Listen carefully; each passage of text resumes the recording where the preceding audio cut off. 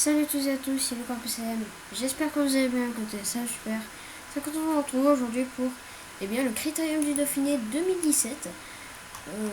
Critérium du Dauphiné 2017 avec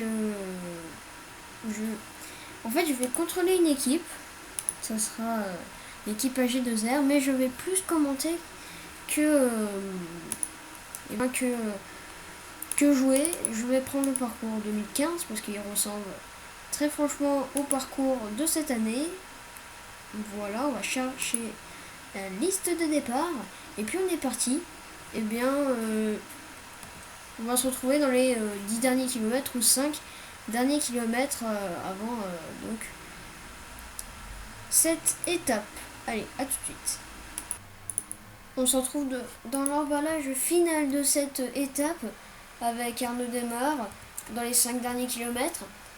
On va voir le regroupement. On a vu le regroupement des échappés. Ça prépare le train de sprint.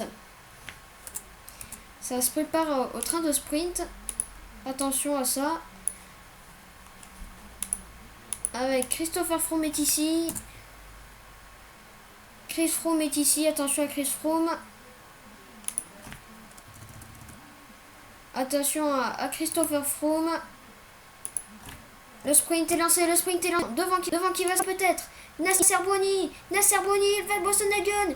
Mais c'est bien un tricolore qui va s'imposer. Brian Cocard s'impose aujourd'hui dès l'étape de ce game du Dauphiné devant Boigny, Maglino Recchese, Van Bossenhagen, Arnaud Dortens, Kwiatkowski, Ulissi, Impey, Tanard, Boss, Nassen, Froome, tous ceux-là qui sont arrivés dans le même temps. Il n'y a pas d'écart dans les favoris, mais c'est bien Brian Cocard qui va porter la tunique jaune dans la prochaine étape, qui sera la deuxième, qui sera peut-être accidentée. On se retrouve pour la deuxième étape qui arrive à Villars-les-Dents. On voit Brian Cocard, le maillot jaune, qui est tombé tout à l'heure. Je ne vous l'ai pas fait voir. Avec Arnaud Démarre, regardez le train de la Cofidis, regardez, énorme. Avec Arnaud Démarre qui prend les roues. On voit l'équipe AG2R mondiale qui protège leur leader qui est Romain Bardet. Leur leader est Romain Bardet. C'est parti pour le sprint final avec peut-être Arnaud Démarre, une victoire française. Est-ce que Nasser Boigny va savoir déborder? Bah oui, Nasser Boigny répond bien présent sur ce Critérium du Dauphiné et remporte une première victoire d'étape sur ce Critérium du Dauphiné avec la Cofidis. Dumoulin est 9ème. Cocard est 11ème. Il déçoit un peu Brian Cocard. On voit plutôt les favoris qui sont présents. À signaler la chute d'Alejandro Valverde qui est tombé en début de course avec Brian Cocard et 4 coureurs de l'équipe AG2R la mondiale, mais sans gravité. Romain Bardet n'est pas tombé. C'est le départ de l'équipe Trek Segafredo avec Alberto Contador en première position. Derrière lui, il y a Bepou, Hernandez, et Marzubeldia, Cardozo, Irizar, Edward Tunes, Michel Gogle. Et derrière, il y a la Team Sky. Attention à cette Team Sky. Donc c'est la grande favorite bien sûr de ce chrono par équipe qui fait 24 km. C'est quand même à signaler. Derrière, il y a la UAE Abu Dhabi comme leader. Ils ont Wismentius qui est ici, le sud-africain de l'équipe Abu Dhabi. Le sud-africain, voici le maillot national du meilleur, celui qui a gagné le contre-la-montre du championnat, Daryl Impey, qui tente de son équipe de 8 coureurs, de 8 en prenant lui, mais voilà, leur leader c'est Esteban Chavez et Sam Yates. On peut pas. Il y a deuxième là qui va se préparer. Et on se prépare tout de suite avec Sergi en premier, Dumoulin. Il y a Bardet, oui. Il y a Duval, Tour, Nassen. Ouais, c'est parti. Pour le chrono de la G2R mondiale, devant, vous avez vu 2 secondes la Sunweb Giant. Derrière, il y a la Movistar avec Alejandro Valverde que vous n'avez pas vu, je crois pas. Et les tours, Alejandro Valverde qui peut gagner le chrono. Attention à eux. Sanchez qui va emmener bien sûr Fabio Aru, qui est ici, Fabio. Derrière, il y a le champion du monde du contre-la-montre, Tony Martin, qui va emmener ses coéquipiers de la team Katusha Alpecin vers peut-être la victoire d'un sprinter. Ça serait pas mal pour lui. Derrière, il y a Grom. Il y a Grom, on va voir tout. Donc, chrono, c'est la Direct Energy. Ils sont les 2 Allemands. La Sunweb Giant. Regardez la Witzel Floor qui vient de faire le meilleur temps. À l'instant où je vous parle, ils viennent de faire le meilleur temps. Devant la team Sky est terminé 2e à 8 secondes. Hein. Et Lopez est en train de lâcher prise. Attention que Bepou lâche prise aussi. Hernandez aussi. Mais Christopher Froome, on va surveiller Christopher Froome. Hein, parce que s'il gagne aujourd'hui, il est maillot jaune déjà. Hein. Ça serait super pour lui. Le tonneau du titre, donc Christopher Froome. Et regardez Alberto Contador qui va. Qu'est-ce qu'ils vont faire comme temps? Je pense 3e temps pour premier temps pour la Trek. Premier temps pour la Trek. Segafredo. La G2R a terminé 12e au premier pointage, 1 minute 32 perdue. Derrière 6e, et regardez l'équipe Movistar qui est en train de rattraper carrément l'équipe de Romain Bardet, la G2R, la mondiale. Oulala, la Astana avec Fabio Aru, attention à eux. 5e temps pour la Katusha Alpecin. La Borance Grom qui va passer d'un 1 km au premier pointage intermédiaire pour eux. Ils vont terminer, ils vont faire un mauvais temps, je pense. Hein. 4e temps, c'est pas très. C'était très bon temps, pardon. Attention à Richie Porte hein, qui peut faire un très bon temps aujourd'hui. Richie Porte, dauphin l'année dernière, je crois, d'un certain Christopher Froome. Et Contador avait lâché prise, je crois. 2 km pour la G2R. 1 km bientôt. Et tout le monde va terminer ensemble. Attention à ça. Hein. La G2R mondiale dernière, je crois, du plateau. La 17e dernière, carrément.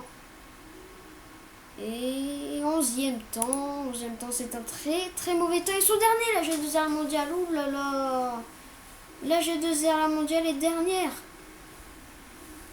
Ouh, la claque. Ouh, la claque. 1 minute 42 perdue. Est-ce que Christopher Froome et Loris Cascotte est première? Movistar, attention à l'Astana, 3e temps pour l'Astana, attention à la Katusha Alpecin, qui a lâché Alexander Christophe, apparemment, on nous dit sur Radio Tour, parce qu'ils vont terminer à 5, il faut terminer à 5 dans ces chronos, attention ils ont très bien géré, très bien géré, emmené par Tony Martin, et 7e temps, derrière ça arrive très fort avec la Borance Grom, qui battent carrément le temps de l'FDJ et de la G2R. 4e temps. Attention à la BMC. Qui a fait un mauvais temps, premier pointage intermédiaire. Et là, ça s'en mêle un tout petit peu les pinceaux. Hein. Est-ce que devant il y a Richie Porte? On espère. Hein. Mais c'est bon. Richie Porte est là. 7e temps. Oulala, très mauvais temps de la part de l'équipe de Richie Porte. Qui est la dernière équipe à s'élancer. On voit le meilleur grimpeur ici. C'est la Wanty Group Gobert qui s'est élancé les derniers. Mais écoutez, hein, pour l'instant un très mauvais temps hein, pour la G2R.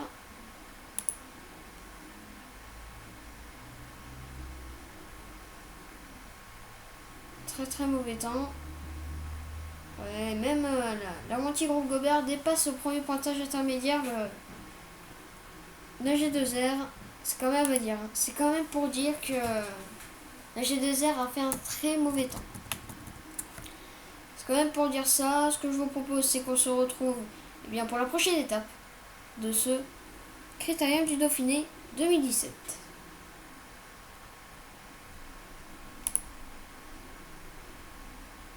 On se retrouve devant Pralou avec Esteban Chavez qui fait le forcing et Romain Bardet est parti dans la descente parce qu'il y a une chute de Alberto Contador. Alberto Contador est tout à l'heure dans la du chaos. Et je crois Alberto Contador. Regardez aussi que Fabio Aru est tombé. On va Romain Bardet devant Esteban derrière. Esteban Chavez est là. Esteban Chavez derrière là. Ouh, quelle fin d'étape. Quelle fin d'étape palpitante. 1 minute 24. Qui va peut-être rester à la de marquer qui prend très longtemps. Regardez, 1 minute 5. Et derrière, ils sont regroupés. Ils sont tous regroupés derrière. Hein. Là, il n'y a pas de doute. Ils sont tous regroupés. Ça va se jouer au sprint final. 1 km bientôt. 1 km. Ça va peut-être le faire pour Alejandro De Marchi. Pas Alejandro Valverde, mais Alessandro, De Marchi. Attaque de Jakob Fuglsang. Sans gravité, et c'est parti pour l'emballage final avec Romain Bardet peut-être, qui va peut-être attraper Alejandro De Marchi. Alejandro De Marchi, pourquoi pas.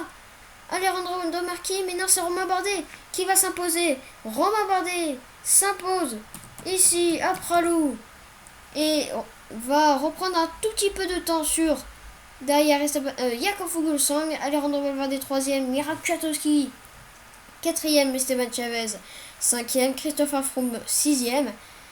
Et quelle finale de Marchi, la désillusion on peut dire pour De Marchi. On va compter bien sûr le temps de retard d'Alejandro Valverde, Fabio Aru aussi, Dan Martin et Alberto Contador perd presque ce Critérium du Dauphiné sur une chute du Col d'Alos. On se retrouve certainement pour la prochaine étape qui sera une étape de montagne, je crois. On se retrouve aux 5 derniers kilomètres de cette dernière étape. Désolé si vous n'avez pas vu la 6e et 7e étape de ce Critérium du Dauphiné parce que j'avais un problème de capture. J'ai eu un petit problème de capture avec mon logiciel. Et devant, c'est Dan Martin qui a attaqué avec Contador et Romain Bardet. Romain Bardet attaque. Attaque de Romain Bardet. Attaque de Romain Bardet. Qui a rattrapé en dedans le Contador et Martin. Derrière, ça va revenir avec le travail de Moreno. Maillot jaune, donc c'est Christopher Froome. Et qu'est-ce que fait Chavez? Il doit le faire normalement. Devant, ça va s'imposer donc avec Rafael Vaz, un Espagnol, qui s'impose aujourd'hui. Allez, c'est parti, l'emballage final pour ces 3. Allez, avec Romain Bardet, on va peut-être chercher... il va peut-être chercher une petite 5e place. Non, une 7e place. Une 7e place pour Romain Bardet. Oui, il s'est fait rattraper la Contador. En tout cas, c'est bien Christopher Froome qui remporte ce 69e Critérium du Dauphiné devant Esteban Chavez qui n'a rien tenté, décevant sur Esteban Chavez aujourd'hui qui n'a même pas montré le bout de son nez. Thomas Voeckler 3e pour cette étape qui était palpitante avec cette montée. On va voir tout de suite les podiums de cette course et de ce 69e Critérium du Dauphiné. Voici le vainqueur de l'étape de ce dernier acte de ce Critérium du Dauphiné. Rafael Vaz donc remporte cette étape et Christopher Froome remporte ce 69e Critérium du Dauphiné devant Esteban Chavez pour 9 secondes. Alejandro Valverde 3e. 5e, Romain Bardet, le premier français dans ce top 10 et le dernier de ce top 10. Contador qui a déçu, 9e à 4 minutes 25. David Gaudu, meilleur grimpeur avec 101 points.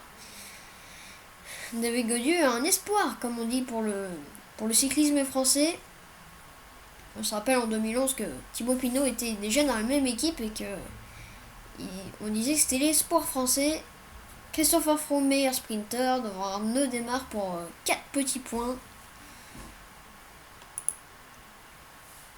Meilleur jeune, c'est Louis Meintjes de la UAE Abu Dhabi. Et la meilleure équipe, c'est celle de la Orica Scott qui vient doubler la Lotto Soudal pour 3 minutes 42. La BMC pour 5 minutes 16, la Team Sky pour 5 minutes 58 et pour la Astana pour 7 minutes 8 et 8 secondes. Pardon. On va voir tout de suite les résultats de ce critérium du Dauphiné 2017 qui était palpitant. Hein. J'espère qu'il vous aura plu. Et donc dites-moi en commentaire si vous préférez que je commente comme ça, comme un commentateur un vrai commentateur. Écoutez, c'était la dernière preview avant ce Pro Cycling Manager 2017. Vous avez le lien de ma page Facebook avec des images du jeu. Attention, pour ceux qui veulent... je sens qu'il y en a qui vont me dire en commentaire que je spoil un peu le Pro Cycling Manager 2017. C'est pas vraiment un spoil parce que sinon si j'aurais fait un spoil, et ben j'aurais montré l'interface du jeu. Là c'est que des images que Cyanide et Focus nous ont donné comme information. Ils nous ont donné des informations. Attendez, je vais vous faire voir le classement général en plus bref. Donc voilà, pour ceux qui me disent oh bah tu spoil le camp PCM, voilà comme ça, et ben je ne spoil pas du tout. Normalement le jeu je devrais l'avoir en avance, le 15 juin je l'aurai, mais je ne ferai pas de vidéo ce jour-là, je le ferai et ben peut-être le 24 ou le 25 juin, parce que mon anniversaire c'est le 9 juillet et vu que je serai pas avec mon père pendant mon anniversaire, et bien je pourrais l'avoir avant mon anniversaire. Bon, il y a beaucoup de mots anniversaire dedans, mais c'est pas grave.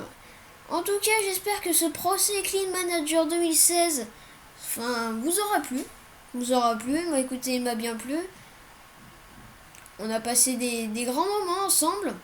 Ce que je vous propose en fait, c'est qu'on se quitte sur le crédit. Sur le crédit, regardez. Voilà, on va se quitter dedans. Et puis je vous retrouve pour une prochaine vidéo qui sera certainement sur la découverte de Pro Cycling Manager 2017. Allez, bye bye.